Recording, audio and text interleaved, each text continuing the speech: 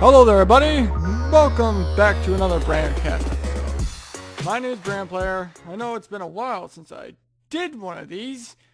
I meant to do these a way back, a lot of months ago when I first started doing the King of Fighters, rumored DLC characters podcast episode. Anyway, I actually am doing this a lot differently than the one I did before. But, I don't know. I've been writing scripts now.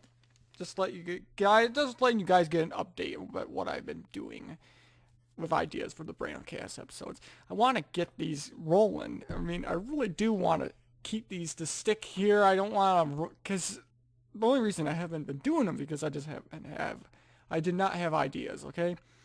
So now that I've actually got stuff done, I can actually talk about stuff.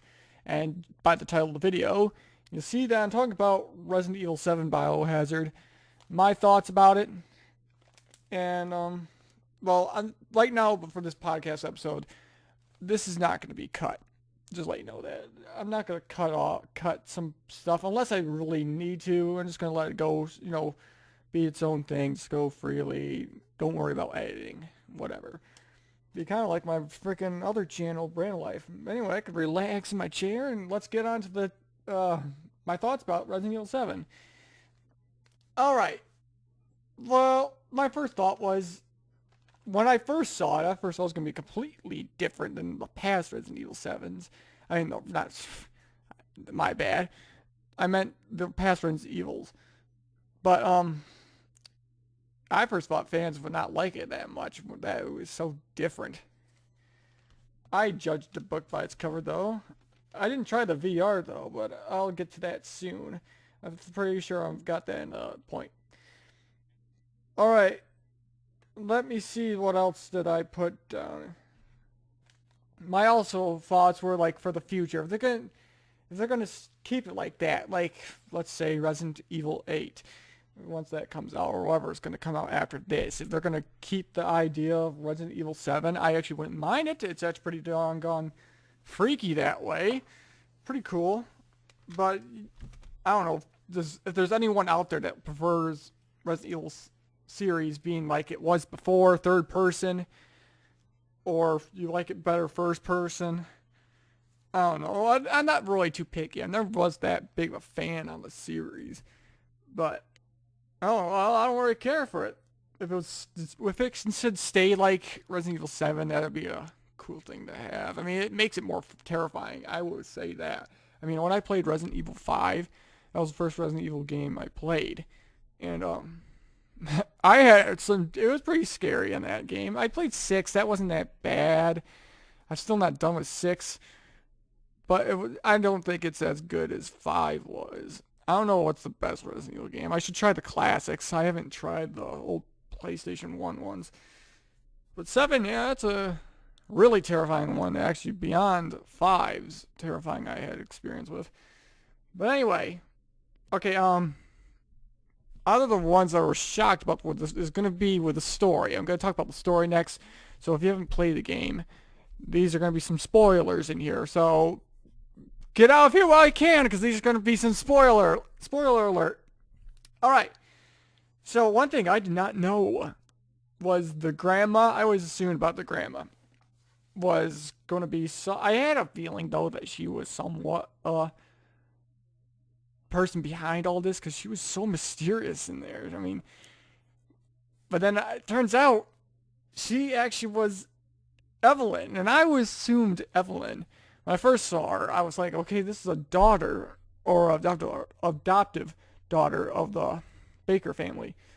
And I was kind of shocked to see that, what her story was about her being a creation or something, not of that one company, of some of fungus or that, whatever, but I didn't know that was her, that she aged that way, and it was so weird. And at the end, this is for my second point, for the spoilers. At the end, Chris Redfield popping up. I know that DLC is coming up real soon in March, which I don't know when I'm going to upload this podcast episode. but I'm filming this on February 28th right now.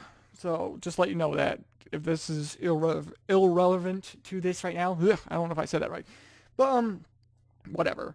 Chris said Redfield at the end, but it wasn't the same voice actor. I don't know why they didn't get any of the original voice actors for him, but whatever. I'm not gonna get too picky on that, but he looked a lot different than he usually should, or he did in the past. But I don't know. That's probably just due for the engine design or whatever they were using. But I've known that he doesn't like Umbrella Corporation. Why is he on Umbrella? I've heard that. And people say it's rumored that that's Hunk. And I don't know if that is him or not. I mean, I'm pretty sure we'll get the answers in that DLC. So I'm not going to get too caught up in that. So can't wait for that DLC though. I'm definitely going to get it. And my brother, I don't know if I will play it. Maybe my brother, BrandoPlayer, he said he's going to play it. I'm waiting for Outlast 2 and ukulele for the trending games. I might play it, maybe. I don't know. Whatever. Also, I did not get back to where I was playing VR. I heard only 10% people played this game in VR.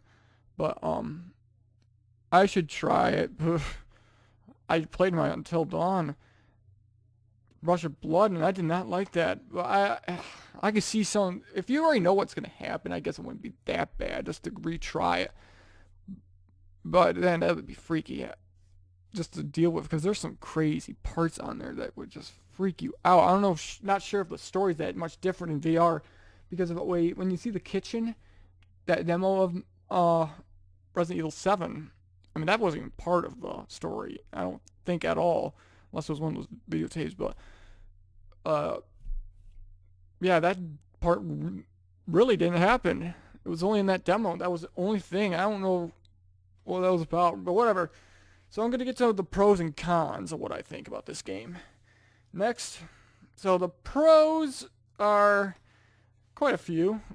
I think it's got great graphics. At first, I was thinking, wow, this thing's got perfect graphics. I was thinking like it's on Unreal Engine, but I'm not sure what engine was on.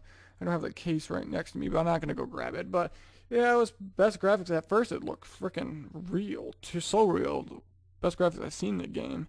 But I might be giving too much credit there, but whatever. And my next pro point would be, it was an interesting story. Nice, interesting story. It was different than when I jumped into the game. It was way different than when I thought it was going to be. But, and, next point. Enough of the story. I'm not going to get too much on that since I basically already talked about it. Okay, my next point would be a scary atmosphere. Yeah, it's creepy. I'll tell you that much. It's creepy. I sometimes find, me and my brother have been playing it together on the same file, but he makes me play it. Sometimes I usually just watch him play it, but I played about half of it right now, maybe. And, boy, when it's my turn playing it, it's scary to progress, because I'm so scared, in case of a jump scare or whatever. Ugh. There's some times where I just, slow process at beating that game. But my final point I put down was just overall fun. Nothing much more to say about that, but it's just a fun game. If you like, I'm not a big fan of horror games, but you know, I like those type of horror games. I played Fear, and it kind of reminded me of that. Well, anyway, to the cons. Now, to tell you the truth, I couldn't really find that much disadvantages about the game. Bad things. Maybe some people had some more problems, but I wasn't too picky on the game. I wasn't at first I wasn't even going to get the game because I know I'm not a horror game nut. And well, the only con I got was about the items. It feels like you're limited on the items, and I don't know if other people felt that way. I mean, sometimes you go into a boss battle, and I don't know if you don't have enough ammo. You feel like you don't have enough ammo or enough weapons, ammunition. Just mostly that's it, is the ammunition. Sometimes health as well can be a bad thing too. You don't get that much herbs and chem fluid, I think it was. Yeah. But that's like the only thing I had a problem with. I don't think there was anything else I really had a problem with. Not really. I guess that's still doing with the point of the items. If I'm thinking, what I'm thinking about was backtracking. But yeah, but you just go backtracking just to find items. You're not really doing it story-wise. But yeah, other than that, that's all I really have to say about this game. Well, this was about my BrandoCast episode 2. Not the best I wanted to go into, but it's still fairly new. I gotta get used to these podcast episodes. Still trying to get myself to get more talkative. It's 10 minutes. That's actually pretty good. But with that being said, I'm gonna pretty much end the video here. Try to see some future BrandoCast episodes. I got probably at least 4 episodes written. Some of them are not done yet though, so I'm working on a lot. So I'm gonna probably work on a future episode title called mostly for YouTubers. I'm thinking of like small YouTubers. I was thinking of talking about some interests of mine like Dragon Ball Z. I was thinking, well, that was a requested one from my brother though. You'll find out though in the future if you subscribe though. So anyway, with that being said, I'm going to end the video there. So thank you all for watching. Please leave a like and subscribe. Also share this video with a friend. Also check out other videos I've done here. Link down in the description below or at the end of the video in the annotations. Help see you all in my next video. Peace!